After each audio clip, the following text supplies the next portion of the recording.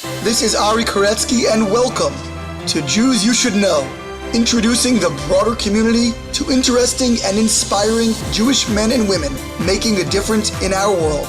Some are already famous, some not yet so, but each is a Jew you should know.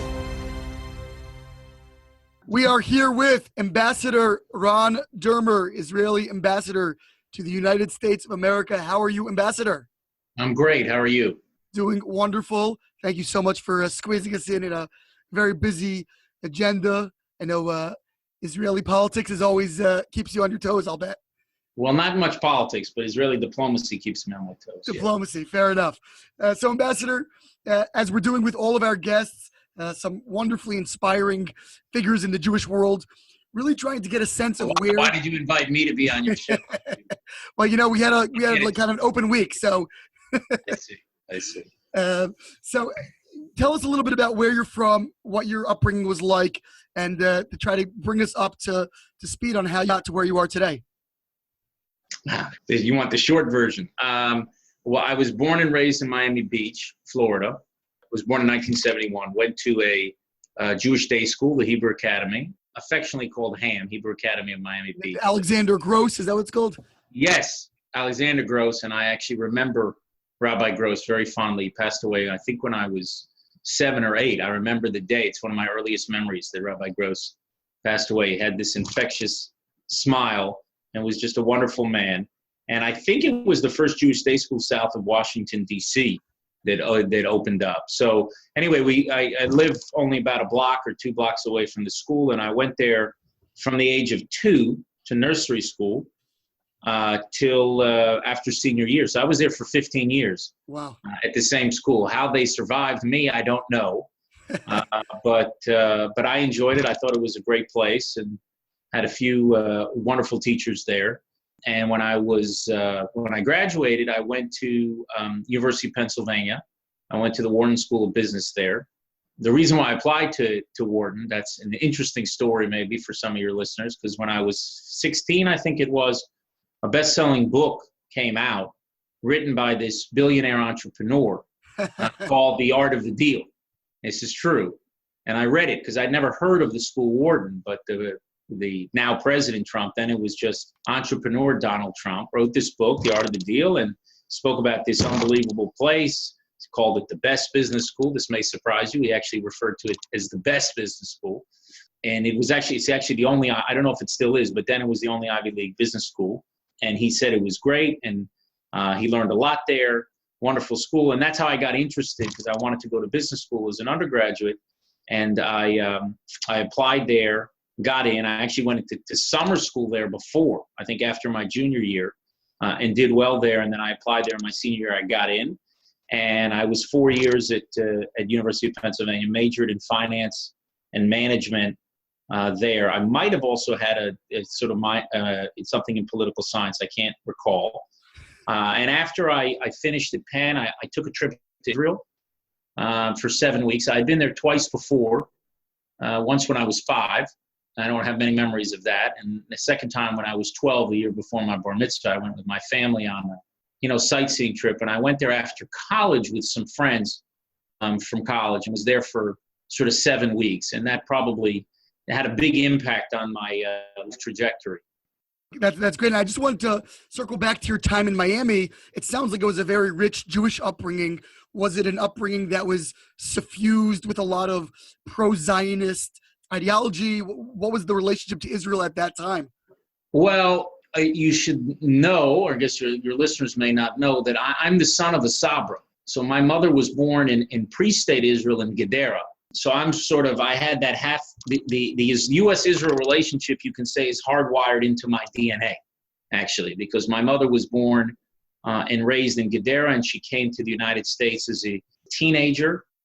And my father was born in New York, in the Bronx. So it wasn't a question of ideology. It was a question, that my mother was effectively Israeli. It's almost literally with your mother's milk. So it wasn't like it was reinforced all the time. It was just almost, second nature support of Israel. I can't say that I was incredibly interested in the affairs of Israel. I wouldn't say that at all. And I had a grandmother who lived in Israel, because my mother's parents obviously came. She was I think 16 when she moved, 15 or 16 when she moved to the United States, and her parents came with her. But my grandfather died a year after I was born, and my grandmother was an ardent Zionist, and she came to the pre-state Israel from Poland, from Brest-Litovsk, which was the city that Begin was from. She actually remembered and would tell me stories about Begin, what an incredible orator he was in Brest-Litovsk. And she came by herself at the age of 16, I think about 16 or 17, she came by herself to Israel. It's a very interesting story about her because she was a person who was as hard a worker as I've ever seen. We used to affectionately call her, and I mean affectionately call her, the human Brillo pad, because she was just prepared to do anything. She was one of these people, my Savta, who would actually take the plate away from me before I was finishing eating so she could clean it. So she was like prepared to do anything, was beneath her.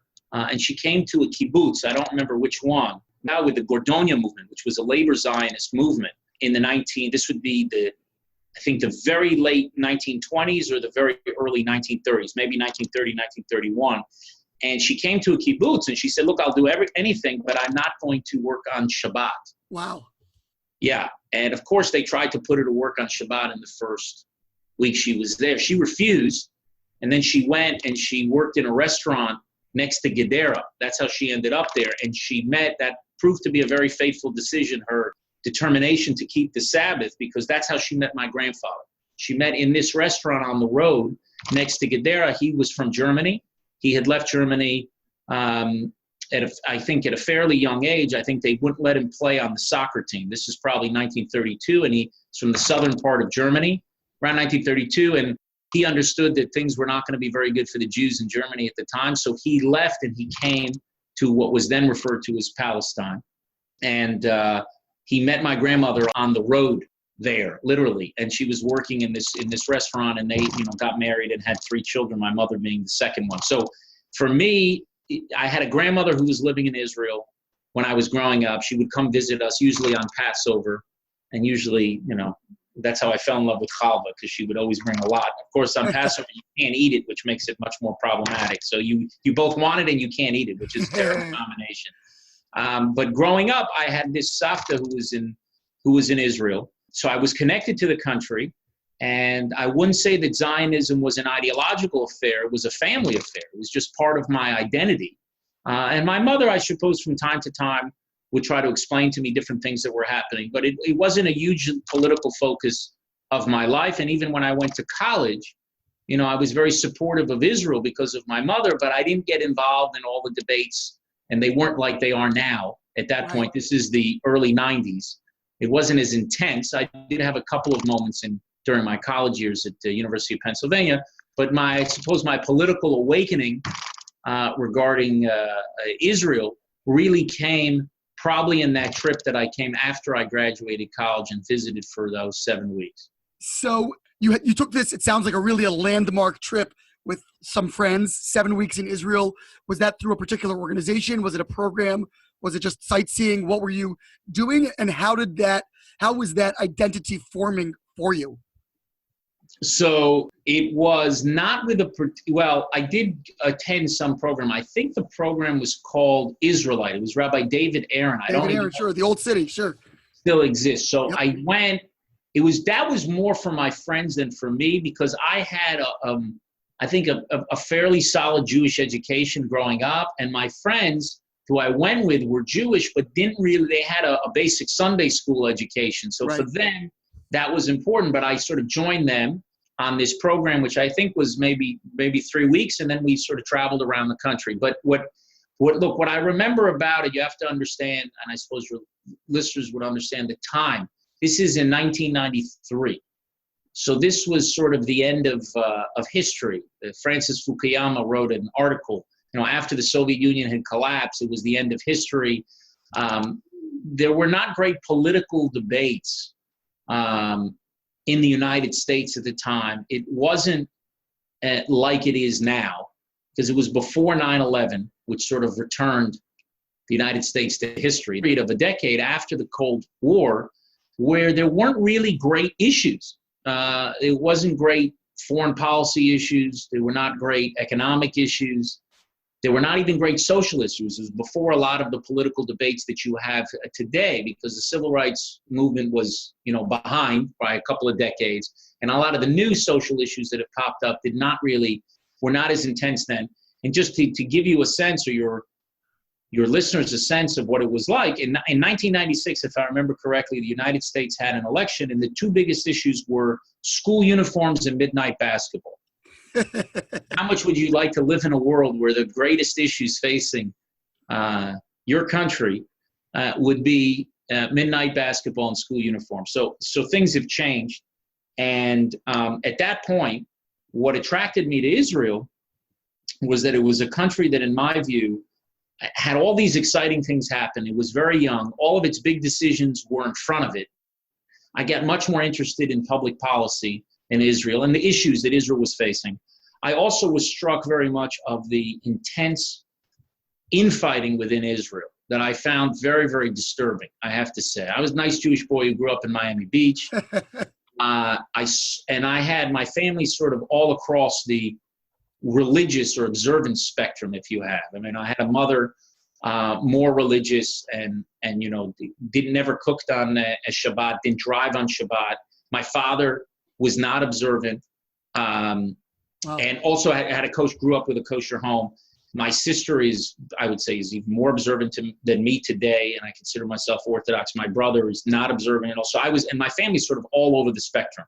So I was very comfortable being with secular religious Jews. It made no difference. I also did not understand until I came to Israel in 1993 that there were differences between Sephardi and Ashkenazi Jews. That was not something I grew up with.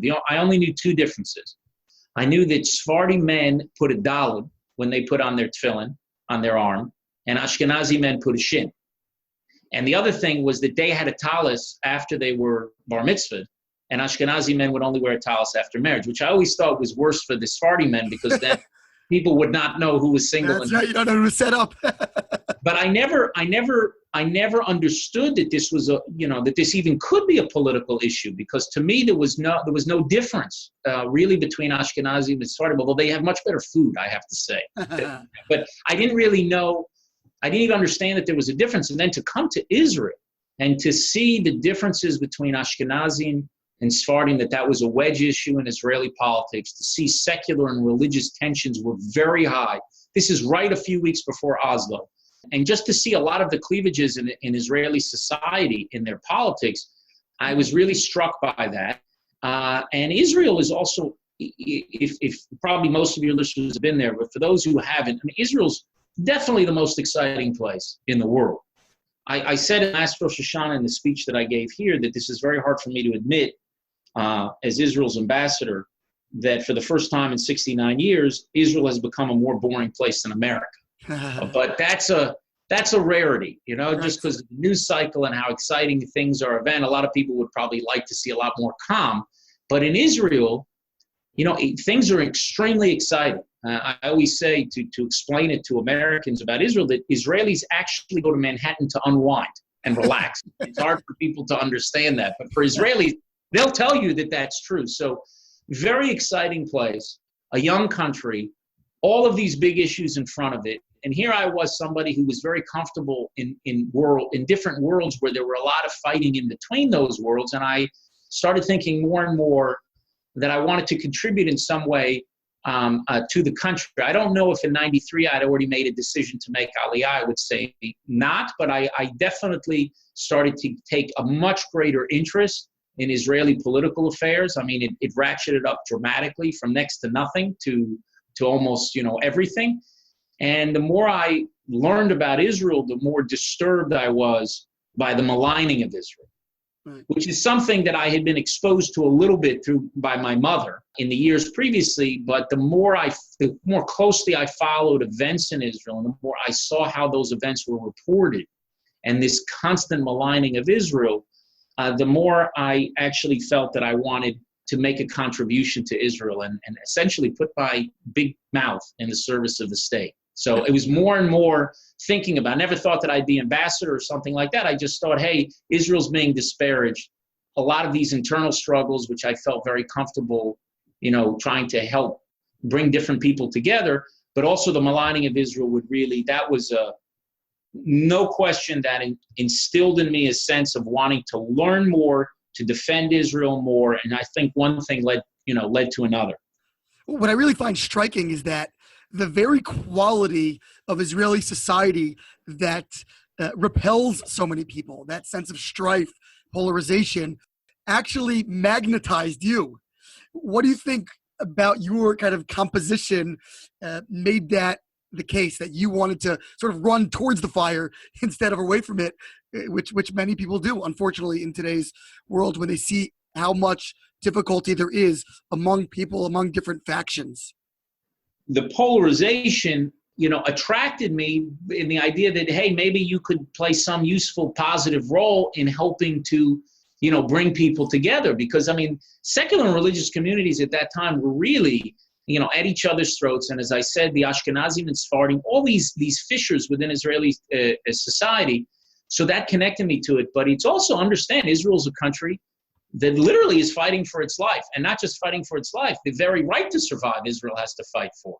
So it was the combination of these things, and I think the excitement of Israel and the fact that most of the big decisions seem to be in front of Israel rather than behind Israel, particularly juxtaposed to the United States, which was, it's a young country relatively internationally in terms of some, very old countries that go back many, many, many centuries. But most of its big issues seem to be behind it in the early to mid 90s. Like I said, it was this age where you thought that all of those big issues were behind. So I see this young country, very exciting. A lot is happening there. I get more and more attracted to it and interested in it with all these big decisions ahead. So it would just serve as a magnet, kind of drawing me closer and closer to it. Whereas in the United States, I have a deep love, affection, admiration. You could choose your word for the United States of America, always have and always will. But I just got more and more interested in this story about Israel and in playing some part in helping this relatively young country with major decisions ahead of it. And then when I finished that trip, Oslo happened. Within weeks of me returning to the United States, and I was never a believer in Oslo. It would be great for Israel to have peace with all of its neighbors, including the Palestinians, but I never believed that Arafat was going to be a partner for peace. Once a guy's a terrorist and he's ordering the murder of innocents, of women and children, I just did not believe that for a second. And I thought this was a big mistake, which made me even more interested. I don't know if it was at that point going to Israel, but certainly more interested in staying involved in Israel and learning the issues, getting the facts, and to being able to defend Israel against this sort of tidal wave of a very negative public opinion that was constantly demonizing Israel, even as this peace process was moving ahead. Right. I read that you spent some time after Penn at Oxford. I've interviewed other people. In fact, I interviewed a brilliant scientist, professor at MIT, who grew up with very little Jewish education, and said that being at Oxford was actually the galvanizing force for him to visit Israel and to return to his Jewish roots because of the vitriol he experienced there. Did you experience that when you were there? Well, obviously it was a very different environment than going to University of Pennsylvania, which was, I think, 40% Jewish. I did have a story that I think I may have spoken about publicly before, where there was I took a class at Penn, and it was a Oxford-style debating class. I didn't know at the time I took the class that I'd actually go and debate at Oxford. But at that time, I took a class with Frank Luntz, who was sort of an assistant professor there. He appears on television and is an expert on, public opinion polls and focus groups and things like that. So I took a class with him. And at the beginning of the semester, they were divvying up all of the issues. They had a whole list of issues. And like week 9 or week 10 or whatever it was the Israeli-Palestinian conflict. And I remember the proposition was Israel should be condemned for its treatment of the Palestinians. That was actually the proposition that was going to be debated in the class. And he asked, who wanted to debate what week. And when, of course, it came to week 9 or 10 or whatever it was on the Israeli-Palestinian debate, my hand shot up. And since Penn is 40% Jewish, there's probably were 120 or 150 kids in the class. I think just one other hand went up. And I said, yeah, I want to debate it, but I want to debate the Israeli side. I'm only going to do it, I said, if I debate the Israeli side. And he, being actually a good professor, I give him credit now in hindsight. I don't know if I thought that at the time when I was, 20 or 21. He said, no, you're going to debate the Palestinian side. Wow. So he put me in that side. And so after every debate, they would have a vote of who won from the class. And after my debate, they had a vote. And the vote was overwhelming, probably, I think, the most overwhelming they had in the class. I had won. Oh, no. And I had debated the Palestinian side of the debate. And so I was walking sort of off the stage, and a young woman who was in the class asked me, well, doesn't that make you think? She sort of stopped me when I was on stage. Doesn't that make you think? I said, why? Well, we know you're supportive of Israel. So knowing this now, I definitely had some sort of consciousness and desire to defend Israel at the time, even when I was at Penn, before I made this trip to Israel. But she said, well, doesn't this make you think? And I said, no, not at all. And so she said, why not? I said, well, because I know something you don't know. She said, what's that? I said, I lied. Okay, so I had presented a false case in the way the Palestinians present their false case. And I said, this is what they do all the time. They present a false case. They try to sell a very emotional argument. They try to take out context. They try to shift things around with dates of when things happen, and they change the consequences of things to the causes. The Prime Minister of Israel has written a book about this called The Reversal of Causality. So they will say the refugee problem was because, that's what caused the 1948 war, when it's actually the result of the 1948. Right. Or the settlement issue caused what happened in 1967, when it's the result of what happened in 1960. So all these different things. And I told them, you really got to know the facts, and you have to know when somebody is actually telling you the truth. And it was interesting. Every few years after that, I would run into somebody from that class who told me that they couldn't listen to a Palestinian spokesman since then. They knew that even if they sounded that they were making an argument, that they were probably not telling the truth, which is usually what happens, by the way, unfortunately. But when I went to Oxford, the environment was very different. Penn was 40% Jewish. Oxford was very, small Jewish community.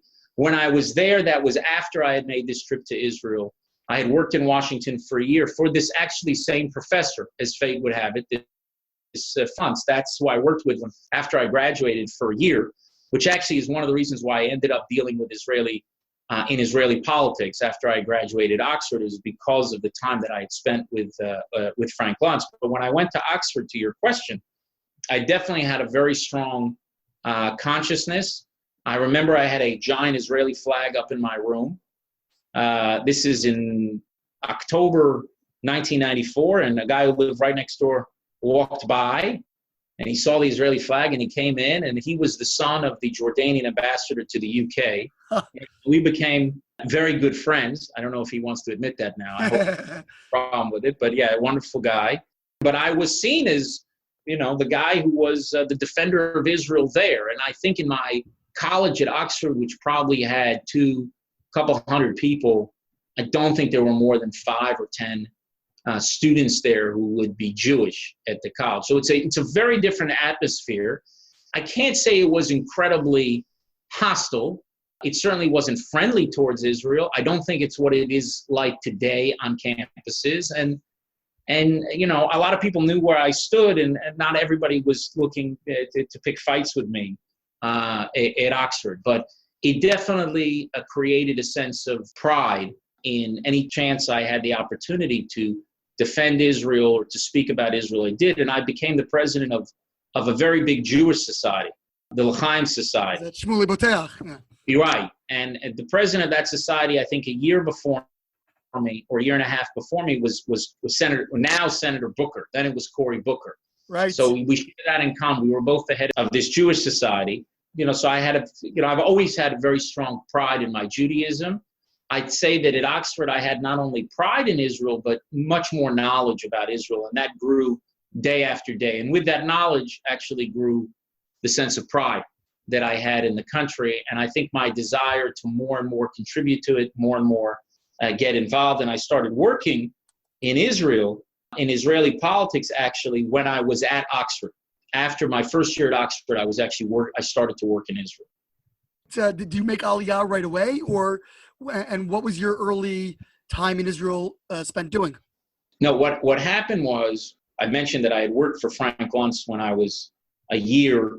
Between Penn and Oxford. Between Penn and Oxford. And I'd gotten into Oxford within about 3 months of coming to Washington. So it was clear to me that I wasn't going to work somewhere else. And I actually started working with Frank because he knew me as a former student. I was, as I said, a finance major. He, at that point, did a survey, the largest baby boomer survey that was ever done on financial savings and retirement. And Frank knows nothing about any of those issues. And he knew that I knew a lot about them. And so he was interested in me helping him with the survey research. Merrill Lynch was his client at the time who did this sort of survey. And I said, listen, I know nothing about survey research. He says, well, I'll teach you how to do survey research. You know the financial side. And he also thought that I was adept at writing. So he wanted me to do the analysis and write the reports and everything. And I was looking at different think tanks at the time. And I was thinking about working for a think tank in Washington. Because as I said, I got more interested in public policy overall and specifically about policy related to Israel, but I was interested in working at a think tank. But he said, look, while you're looking around, come, work for me. And I started to do that project. And, within a few weeks, I'd gotten into Oxford. And so it was clear I was just going to stay there. While I was there, by the way, I worked right next to, then her name was Kellyanne Fitzpatrick. Today, she's Kellyanne Conway. But so I know her, Kellyanne, for 25 years, and she was sharp as a whip then and, sharp as a whip now, and actually a wonderful person. But I worked with Frank for this year, and I mostly did corporate work for him, very little political work. That was more towards the end of different clients that he had. But when I went to Oxford, he contacted me while I was there because Natan Sharansky, who is a former, he's the Jewish Sakharov. I don't know if the younger generation knows who he is, but he spent 9 years in the Soviet Gulag. Yep. And he had contacted someone in Washington who he was friendly with, who then and said to them, I'm looking for somebody who can help me do survey research and also strategy for this new political party that I'm starting. And that person contacted Frank because Frank, I think, had worked in Israel in the late 80s. He had done a campaign, I think, for the Likud when he worked with another famous pollster named Dick Wirthlin. And Frank contacted me because he knew how much I was interested in Israel. And he said, look, I know you're going to go to Israel for the summer. This is the first summer after my first year in Oxford. Are you interested in working for Natan Sharansky? Because I think you could do it and you're going to be there and maybe, go work for him. And my first response was pretty negative, actually. I did not want to work for Sharansky. And it relates to what I had seen in 1993 when I went and did this trip.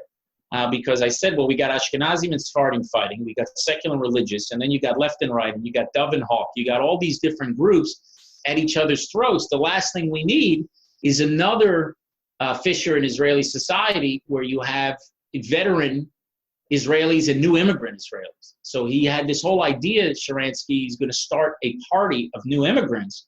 And I didn't really want to get involved in pulling Israel further apart by just having more polarization. So my first attitude was actually pretty negative. But he said to me, well, I was in Israel that Pesach, actually. And he said to me, I know you're going to be there. Will you go meet him? At least go meet him.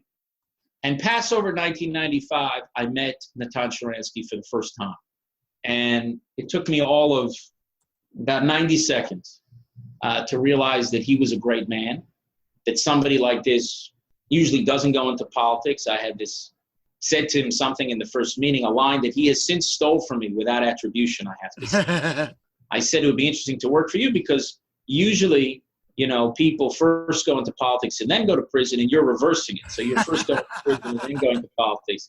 But he, I saw him as a truly great man who obviously had a heroic episode in the former Soviet Union, sort of standing against the whole state and being willing to go to prison and fighting for his beliefs, and he was released. And it's really a remarkable story that he tells in his first book, Fear No Evil, which is a wonderful book that I hope your listeners will pick up. It's much better than the book that I wrote with him.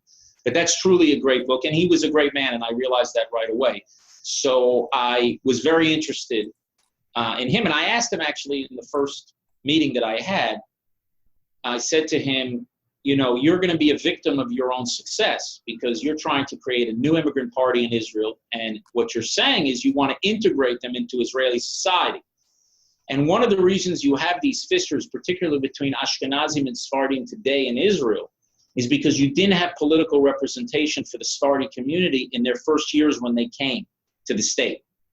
And I think that was a mistake in hindsight historically, because had there been political representation, I think their transition and their integration would have been smoother. So he said, I don't want for the new immigrants from the former Soviet Union, and there were hundreds and hundreds of thousands who were coming. At that point, there were probably 400,000 or 500,000 who had come, and since then, there's probably been another 300,000-400,000 who've come since then. He said, I want to give them political representation so they can fully integrate into the country. And I said to him, well, the logic would mean that you would then be a victim of your success, because if you're a party of immigrants that is seeking to integrate the immigrants into Israeli society, they will no longer need a party of immigrants. And so I said to him in the first meeting, how long do you think this will last? And he said 2 or 3 elections tops. And he was right. And that's another reason what attracted me to him, because of what he was trying to do for the new immigrants. So I didn't see him as trying to pull Israeli society further apart. I actually saw him as trying to integrate them. And I think it's a remarkable success story. It's not seen that way in Israel today because people associate success with power.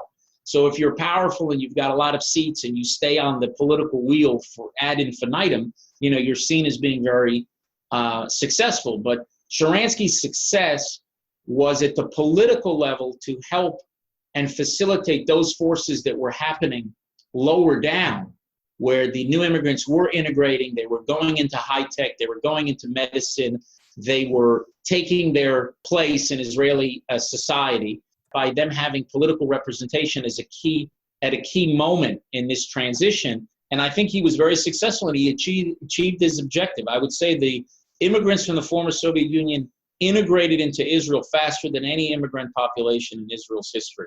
And I think it's a credit to Sharansky, who was the leader of that party, and then Yuli Edelstein, who today is the Speaker of the Knesset. He was number 2. He was number 2 only because he was 3 years in prison. Natan was 9 years in prison. I think that's how they go in order of time served. That's right. Time served as your list. But I worked for him, and that's how I got started working in Israeli politics. I did that in 1995 in the summer, and then I would come back during breaks from Oxford and work in Israel we were like 8 weeks on and 6 weeks off. So I would come to Israel for a few weeks and try to help. And the election happened in 96, in May of 96. Actually, the day of the election, I remember I had a final exam at Oxford, I think on comparative government. So that 96 election cycle was the first time I was involved in Israeli politics. I moved to Israel a few months after, in the fall, I think, of 96. And then I suppose I started the process soon thereafter of making Aliyah. I think my official date of Aliyah was August of 1997, but I was living there for a few months before. This was before, I believe it was before Nefesh B'Nefesh. So there was no plane ride. No support network. There was no landing. There was no government officials all waiting and celebrating. It was just me and the Interior Ministry and, you know, and getting my new ID card. And still it was a good feeling. Let's fast forward. Obviously, now you're speaking from the embassy in D.C. and over you're in the Golda Meir conference room there. What was it that catalyzed you from that, you know, early work with Sharansky and whatever you were doing, making Aliyah and so forth, to where you are today? What was it, a sort of a straight path? Were there a lot of ups and downs? How did that happen? Well, I guess everything looks like a straight path in hindsight. I don't think it's ups and downs or a straight path. I didn't plan it out. It was sort of one thing led to the other. I worked for Natan in 96, and then in 99 again, 98, there were municipal campaigns in Israel for his party. In 99, he ran again for the Knesset. I was brought really to Netanyahu by, I think it was Sharansky or Edelstein, I'm not sure, but Netanyahu then, he had been a prime minister and then had left office. Right. And he was planning a political comeback.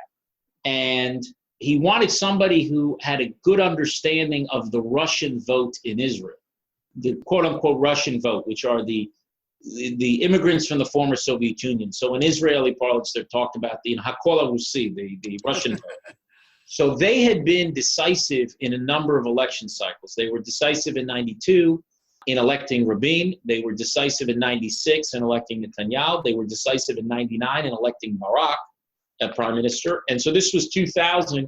He was thinking of mounting a political comeback, and he was looking for an advisor who actually understood that community. And I was deemed to be an expert on that Russian vote in Israel because I had worked for Sharansky's party, which was an all-immigrant party. And the only really voters in Israel that I was studying were these Russian voters, whereas people who were working for a broader party or even strategists or pollsters that were looking at all of Israeli society, they had very few Russian voters who would be in any kind of model.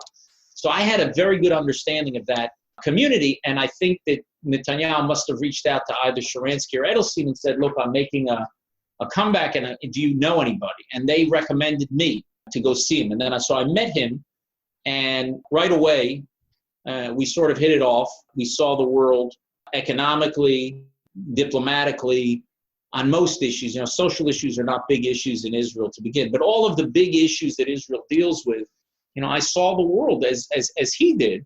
And, you know, I had read his books and everything before I met him, and I thought he was definitely a remarkable individual. And we immediately connected, and I was with him in one capacity or another ever since. And that was the summer of 2000, 18 years ago. From there, what happened is when he was finance minister from 2003 to 2005, he appointed me to be economic attaché in Washington. It was actually, I ended up coming here in April 2005, and he resigned from the government over the Gaza disengagement that summer. So he was actually only the finance minister for a few months. But he appointed me here, and I served here for 3 years. When I was finished, I went back to Israel in 2008 and then helped with his campaign, helped as a strategist, you know, manage that, not manager, but as a strategist of the campaign in 2008, 2009. And that was the campaign where he returned to office as prime minister. And then I went into the prime minister's office with him in 2009 and became his senior advisor for 4 years. And I left in April 2013. And a few weeks later, you know, he contacted me and he said that he wanted to appoint me to be the next ambassador in Washington. I didn't know when I left the prime minister's office that I was going to be here.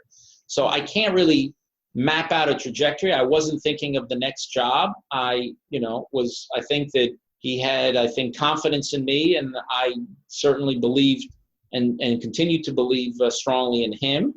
And I just kept working with him and doing the best that I could in whatever I was assigned to, the tasks I was assigned to. And, I find myself now as an ambassador of Israel to the United States for 4.5 years. If you would have told me when I was at University of Pennsylvania that I would be Israel's ambassador to the United States, I would have thought that you're crazy. I would have thought you were crazy to think that I was going to move to Israel, let alone be Israel's ambassador. So I can't say I plotted out this course.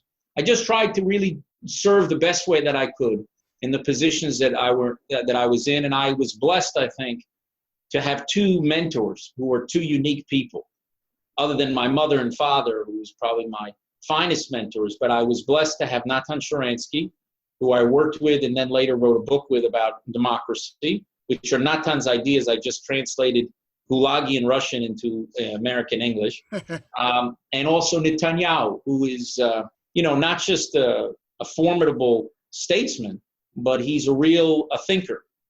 It's always funny when people will sometimes refer to me as Bibi's brain, which was a nickname that somebody gave me that nickname. It's like they have no idea how big the prime minister's brain is. He doesn't need to have a brain. He's got a pretty big brain all on his own. But I was blessed to work with two people who are remarkable individuals, but also who I learned a lot from. I learned a tremendous amount from both. There's not a day that you work with Prime Minister Netanyahu that you don't learn from him. And that was the same, that was true also of Sharansky. So I was very blessed to have those two individuals as mentors. Do you and the Prime Minister ever debate religious issues? No, I don't. Not that I can recall.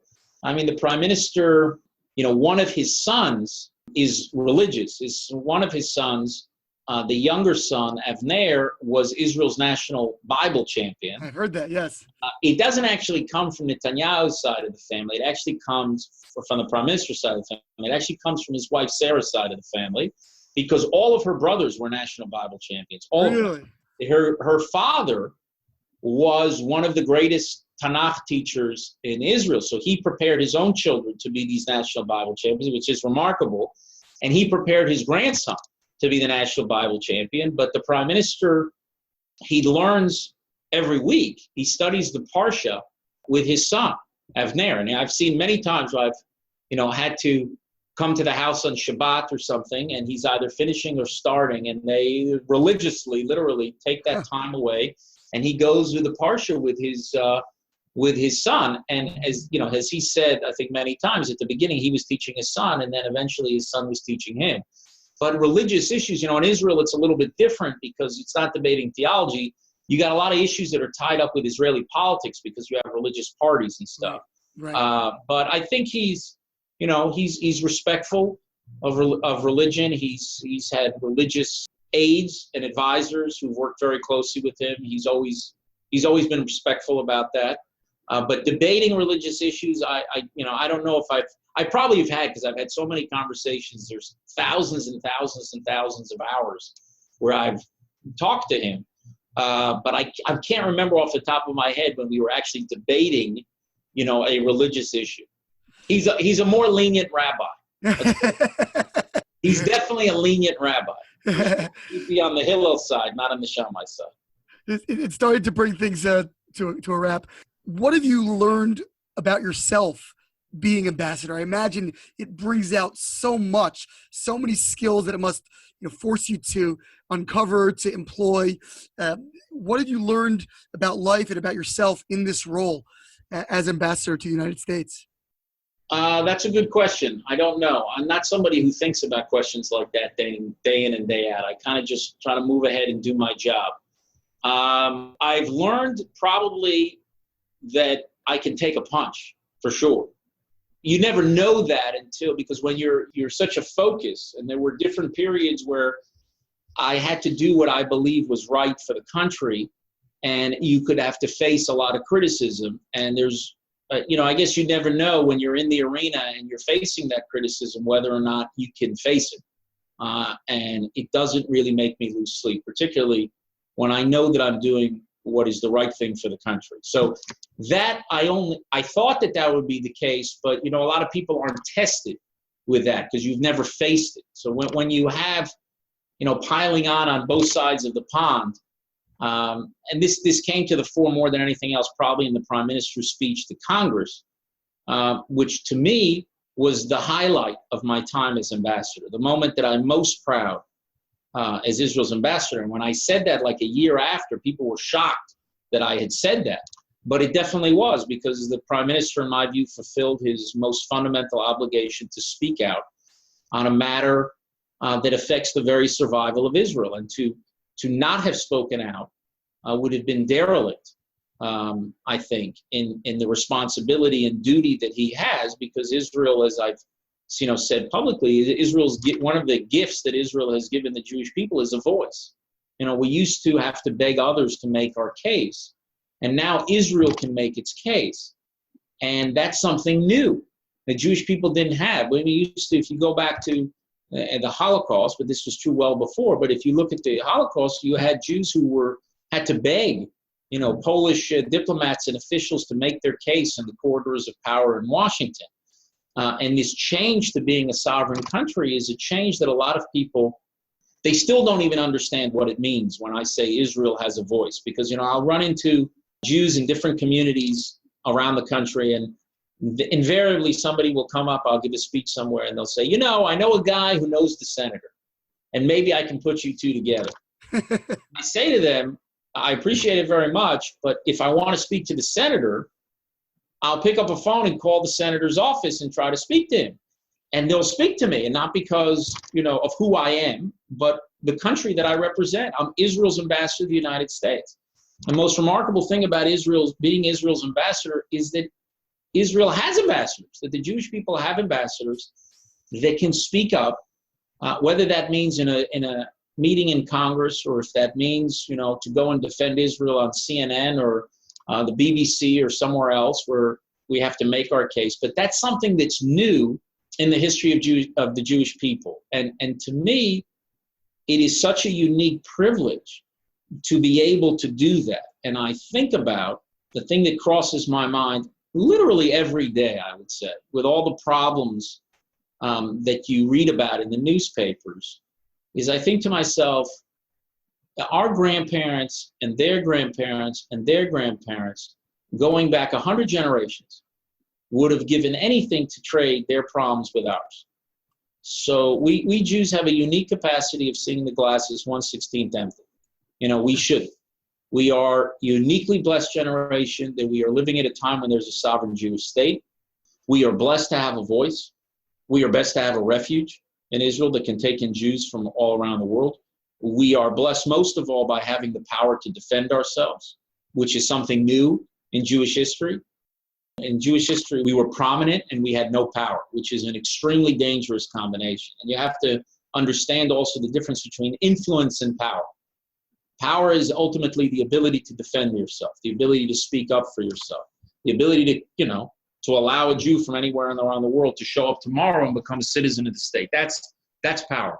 And Israel has given us that blessing. And I just think it's such an honor and a privilege to be able to serve as Israel's ambassador. That would probably be true anywhere.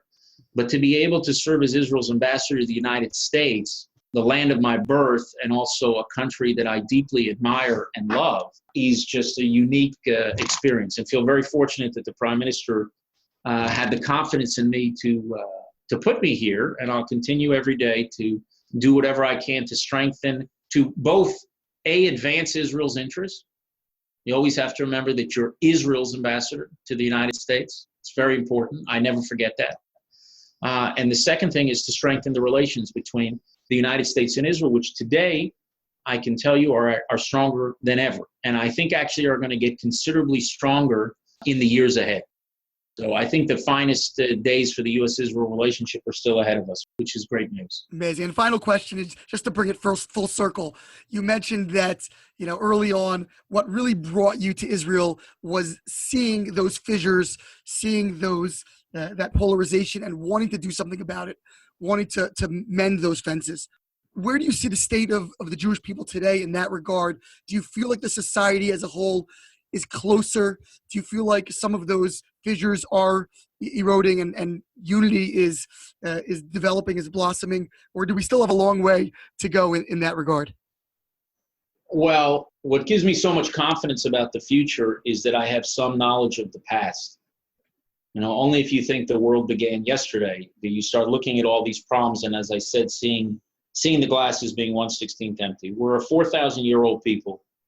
To my knowledge, we've had only a 40-year period of peace, which was under King Solomon. It's about 1% of our time. So when they say Chadesh Yameinu Kikedem, you have to say, okay, which exact period do you want to go to? When was we at peace?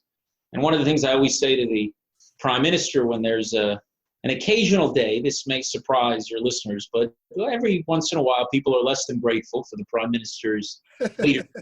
And I always will tell them, well, just think about Moses. He did 10 plagues. He split the sea. He went up for 40 days and 40 nights.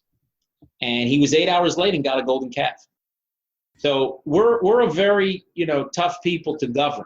It actually, the same thing that makes us hard to govern, this anti-authoritarian spirit, the stiff-neckedness of the people of Israel, also I think makes us great at high-tech and innovation because we're constantly challenging. We've got the chutzpah and also the genius to challenge conventional wisdom.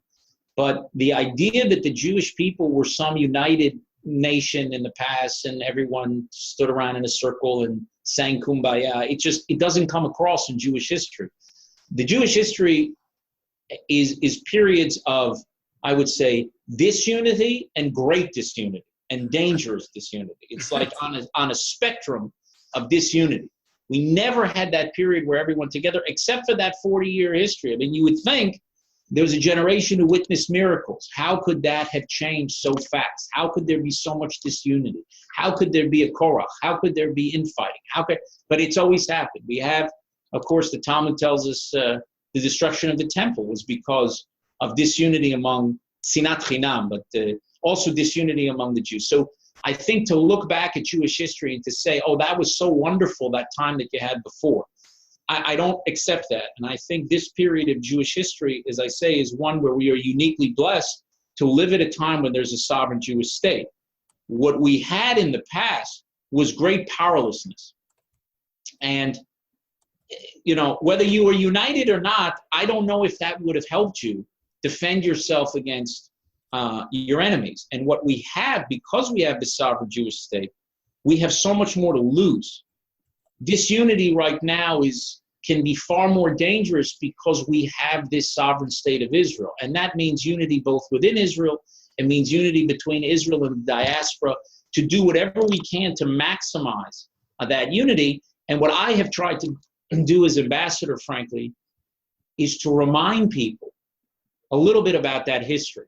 When I speak, I talk a lot about a Jewish history in my speeches, but to try to make sure that they remain grateful for this precious gift that our generation is given. As I said, 100 generations dreamed of having this privilege of living at a time when there'd be a sovereign Jewish state. And now we are 3 generations as Israel approaches its 70th year.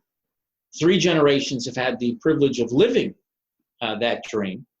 And I just try to remind people that with that privilege comes a great responsibility, and that's to secure that dream for future generations. And the more we remain united, the greater the chance we have to secure it. I mean, obviously you're going to have political differences. Obviously you're going to have different approaches. But don't forget that what unites us is so much greater than what divides us.